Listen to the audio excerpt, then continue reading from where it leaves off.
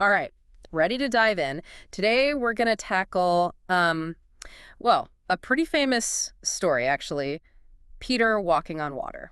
Yeah, it's one of those that, pretty much everyone's heard, at least in passing. Right, but I think there's always more to uncover, even with the familiar ones. That's kind of our mission today, right? Absolutely. Peeling back the layers, so to speak, seeing what's beyond that Sunday school version. Exactly. And we're lucky enough to have, well, two sources for this deep dive. First, obviously, we've got the Bible itself, Matthew's account. Can't go wrong with the original, right? Uh-huh, right. But also, we've got this piece from Real Faith, which I think you'll find it really interesting. They pull out these life lessons, like practical takeaways from the miracle. It's a good combo, having both those perspectives. One's grounded in the historical narrative, while the other is all about, what we can learn from it today. Okay, so first things first, let's set the scene. It's nighttime on the Sea of Galilee, and the disciples are out in their boat. And it's not a pleasant evening cruise. There's a storm raging. Oh, yeah, this is full on, waves crashing, wind howling, the whole works. Meanwhile, Jesus is back on land praying. Which, I guess, pretty typical for him, spending time in prayer. Well, yeah, you could say that. But then things take a bit of a turn, shall we say. Jesus decides to join his disciples, but not in the way you'd expect. Here comes the big moment, right? He starts walking towards them on the water. Okay, I want to pause here for a second. Imagine you're in that boat. It's pitch black. You're already terrified because of the storm, and then this figure appears, just scrolling across the waves. I don't think calmly strolling quite captures it. I mean, the disciples are freaking out. They think it's a ghost. That detail always gets me, like it injects this little bit of humor, and it humanizes the whole thing. Oh, absolutely. These were ordinary guys, fishermen, suddenly faced with the completely supernatural, and their reaction. Totally understandable fear. So they're all yelling, panicking, and then you've got Peter, never one to be left out of the action. Bold move, Peter. He shouts out, and I love this, he says, "Lord, if it's really you, command me to come out to you on the water." Talk about putting it all out there. And Jesus' response is so classic. Just one word, come. Simple, powerful, authoritative. And here's the part that, well, I think this is where it gets really interesting, especially with how Real Faith frames it. Peter actually does it. He steps out onto the water, and for a moment, he's walking. They make a big point about this, that it's not just about the failure that comes later. That initial success, that's huge EE. Yeah. I mean, the guy was walking on water. It's like, how often do we forget that part? Right. They lay out like 8 lessons we can take from this whole story. Oh, yeah, those are great. We'll get into them more as we go, but just to give everyone a sneak peek. They've got things like faith is simply taking the next step, which, hey, that's kind of what you're doing listening to this deep dive, right? Exactly. But also, there's fear will sink you, which is, well, pretty relevant to Peter's situation at that moment. And oh, this one's good too. A little faith is better than no faith.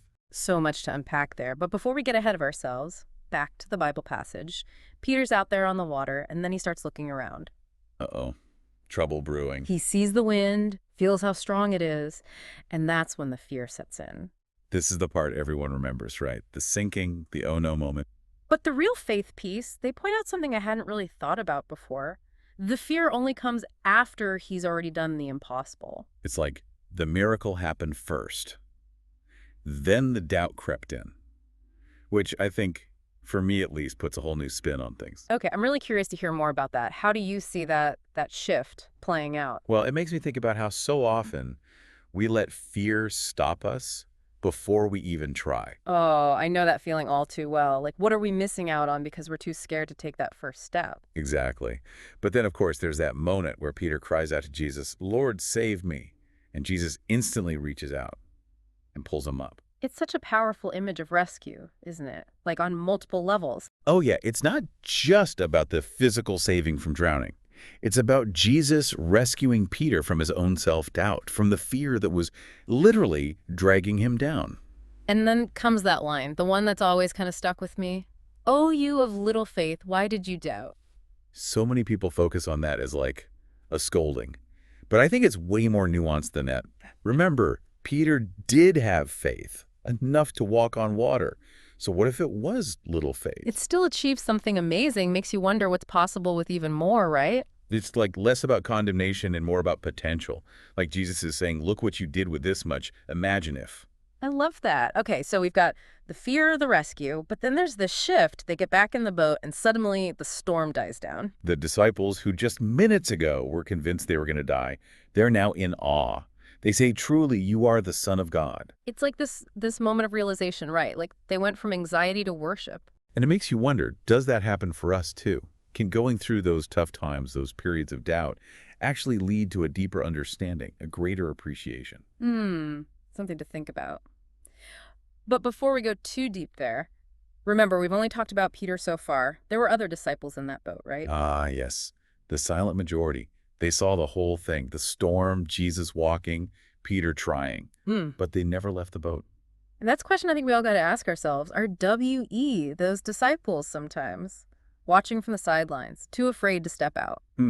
Yeah, definitely something to ponder. Yeah. Yeah, they were definitely along for the ride, weren't they? I mean, you got to wonder what was going through their minds, seeing all that unfold. Right. Like, were they scared, envious, just confused? Probably a bit of everything, right? But in the end, they stayed put. Maybe fear held them back, or, maybe they just didn't have that same impulse as Peter, that need to, test the waters. And isn't that something we all deal with? That fear of stepping out, of potentially failing? Oh, absolutely. It's human nature, right, to want to play it safe. Yeah. But as we saw with Peter, even when we do stumble, there's something bigger than us, ready to catch us when we fall. I like that, like a safety net for our spiritual selves, almost. Which actually reminds me, we were going to dig into those 8 lessons from the Real Faith piece. They're so good at, taking this old story and making it relevant to today. Totally. And the first one, well, it's kind of staring us right in the face, isn't it? Fear will sink you, which, when you're talking about walking on water, takes on a whole new meaning. Haha, right. But seriously, it's so true. Fear can be crippling. It can be, but I don't think it's always a bad thing. Yeah. Sometimes fear is a warning sign, keeping us from real danger. Okay, that's an interesting point. So how do we tell the difference between, healthy caution and the kind of fear that holds us back? That's the million-dollar question, isn't it? Yeah. One way I think about it is fear tends to focus on what we might lose, while faith, that's about what we could gain. So fear keeps us stuck in the boat. Faith gets us out onto the water. I like that visual. Me too. And speaking of faith, another lesson from Real Faith is faith is simply taking the next step. And notice, it doesn't say anything about having all the answers or never feeling doubt. It's about action. Which honestly is a relief, right? Who does have all the answers? Life's messy, unpredictable. But we can still take a step forward even without knowing the whole path. That's so true. And back to Peter, he didn't know for sure that he'd be able to walk on water. There was no guarantee, but he trusted Jesus' invitation and went for it. And he experienced something incredible. Even if it was just for a moment, he defied the laws of physics. How cool is that? Super cool. Which actually leads to another lesson Real Faith talks about. A little faith is better than no faith. Peter's little faith, before the doubt kicked in, it still accomplished something amazing. It's a good reminder that we don't need this, perfect, unwavering faith to make a difference. Even small steps, small acts of trust, those count. So how about for our listeners? What are some, baby steps people can take to build their faith, especially if they're struggling with doubt?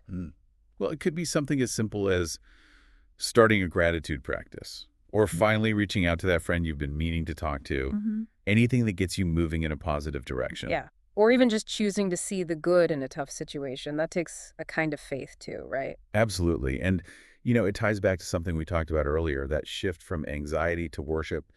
The disciples went from pure terror to declaring Jesus as the Son of God. Right. And it wasn't like a sudden flip. It was a process, which makes me wonder if sometimes our own struggles, our doubts, can actually lead to something deeper. It's a thought-provoking idea, isn't it? Maybe those tough times are part of the journey towards greater understanding. Totally. But hey, before we go too deep there, got to bring up one more thing. Remember those other disciples, the ones who stayed in the boat? Ah, yes. The silent observers. They saw it all, but never took that leap themselves. And honestly, that's a question we all got to ask ourselves. Are WE those disciples sometimes? Content to watch from the sidelines, too afraid to get our feet wet. Yeah. Definitely something to reflect on. Yeah. And maybe, just maybe, the first step to changing that is recognizing it. Love that. Okay, so we've talked about fear holding us back, but real faith also gives us a tool for dealing with doubt. And I gotta admit, this one's new to me. They say, doubt your doubts. It's brilliant, isn't it? Because often those doubts, they're not based on facts. They're rooted in like old fears, past experiences, things that might not even be true anymore. So instead of just accepting them, we should question them, like put them on trial. Exactly. Ask yourself, is this doubt really valid? Or is it just a story I'm telling myself? That's such a powerful reframe. It's like we have more control over our doubts than we realize. And that, I think, is at Yeah. the heart of faith. Yeah. It's not blind belief. It's about choosing to trust, even when we don't have all the answers. So bringing it back to our listeners, what's like the one thing you'd want them to take away from all this? That's a tough one. But I'd say this. Remember Peter standing on that water. Even a little faith can achieve incredible things. Don't let fear or doubt stop you from trying. Who knows what miracles you might experience when you take that first step? That's a great message to end on. Thanks for joining us for this deep dive. Wow, yeah. That image of Peter actually out there on the water, it's pretty powerful. Yeah. And the idea that, maybe we're all capable of more than we think. Right. We put these limits on ourselves like, oh, I could never do that, or that's just not possible.